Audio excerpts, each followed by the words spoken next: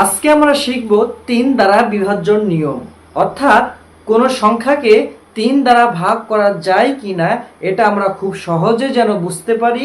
এই 3 দ্বারা বিভাজ্য নিয়ম আজকে আমরা শিখব।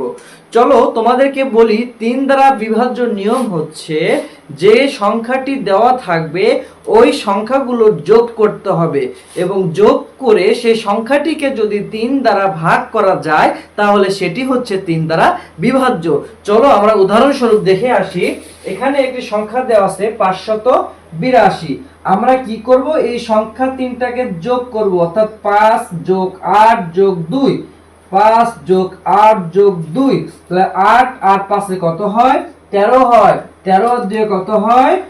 15 হয়। এখন তোমরা বলো তো এই 15 কে 3 দ্বারা ভাগ করা যায় কিনা? হ্যাঁ, অবশ্যই যায়। যেহেতু 15 কে 3 দ্বারা ভাগ করা যায়, অতএব এই সংখ্যাটি হচ্ছে 3 দ্বারা বিভাজ্য। এরপরে দেখো পরের সংখ্যাটি 4 যোগ 7 যোগ 1, সংখ্যাগুলো যোগ করব। তাহলে 7 আর 4 এ 11 আর 1 এ হচ্ছে 12।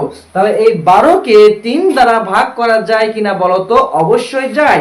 এই জন্য এই সংখ্যাটিও হচ্ছে 3 দ্বারা বিভাজ্য, অর্থাৎ সংখ্যাগুলোকে যোগ করে 3 দ্বারা ভাগ করা গেলেই সংখ্যাটি হবে 3 দ্বারা বিভাজ্য।